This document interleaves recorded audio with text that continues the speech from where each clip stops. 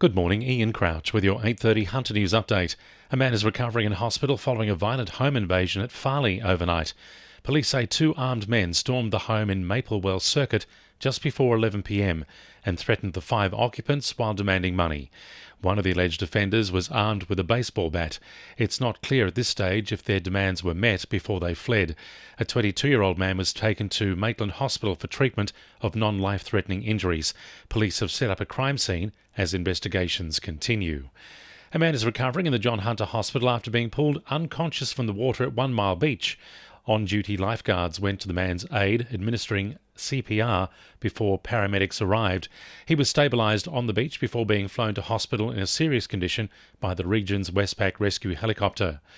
Wallsend MP Sonia Hornery says she won't back down from advocating for her constituents as a stoush erupts over the management of Newcastle's inland pools.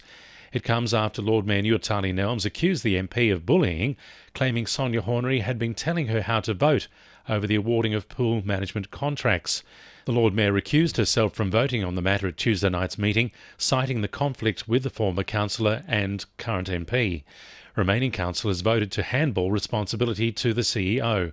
Sonia Hornery is urging council to end the privatisation and assume full control of all inland pools. There's not long left for Cessnock residents to have their say on the future of the Kurri Kurri Hydro site. The community consultation period on how the former aluminium smelter land will be used closes at the end of May. Mayor Jay Saval says they're seeking ideas on how the site can be used to promote employment and benefit local industry. So we want people to have their say. Go onto Council's website by the 31st of May. Make your comments. After that, Council will collate all of the feedback we've received and we'll be presenting a final report to Council to make a decision on what these development control plans will be. It's expected Hunter men battling advanced prostate cancer will welcome the news the Pharmaceutical Benefit Scheme has added a new medication for the deadly disease to its listing. It means more support will be offered to those affected by giving them access to the new drug at an affordable price. CEO of the Prostate Cancer Foundation of Australia, Anne Savage, says access to treatment is vital in areas where case numbers are high. Men in regional areas of Australia have a 24% increased risk of death from prostate cancer, which is why we need to support local men in their community with accessing the very latest medicines and treatments, and that's what this is. And there are many men currently living with the disease who will welcome this listing on the PBS. Hunter drivers are being encouraged to show respect and courtesy to other road users this Fatality-Free Friday. The Australian Road Safety Foundation says new research has found 1 in 2 Australians have observed an increase in aggressive behaviour on our roads, which can lead to serious and potentially fatal crashes. Foundation CEO Russell White says patience and courtesy can go a long way in cutting the road toll. The thank you wave is such a simple thing, and yet it's a powerful way to remind people that their choices on the road don't just impact them, but they have impacts on people around them. You know, the choices that we make have a consequence and can be the difference to life or death. So a thank you wave is just a nice way to build a nice connection with the people around you.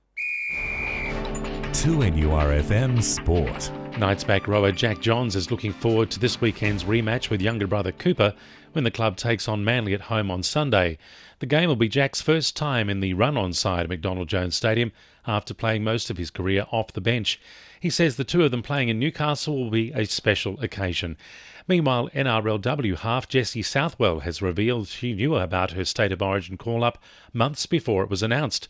The 18-year-old says New South Wales coach Kylie Hilder told her she was part of the squad when the two met earlier in the year. Meanwhile, the Rosellas have signed second rower Liam Wiscombe as their third mid-season signing this month. Wiscombe returns to the club after linking up with Queensland Cup side Burleigh earlier this year.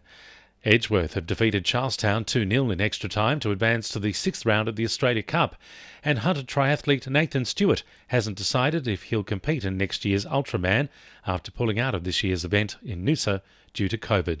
And the winning numbers in Powerball are 8, 12, 17, 20, 27, 29 and 30, and the Powerball is 6. And now you're up to date with the latest 2NURFM Hunter News.